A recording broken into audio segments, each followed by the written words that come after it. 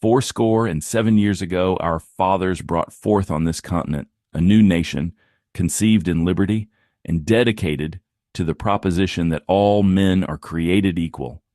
Now we are engaged in a great civil war, testing whether that nation or any nation so conceived and so dedicated can long endure.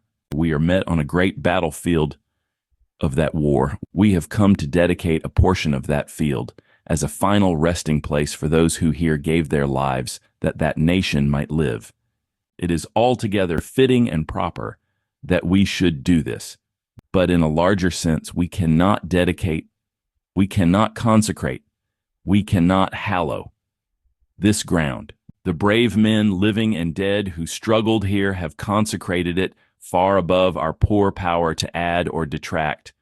The world will little note nor long remember what we say here, but it can never forget what they did here. It is for us, the living rather, to be dedicated here to the unfinished work which they who fought here have thus far so nobly advanced.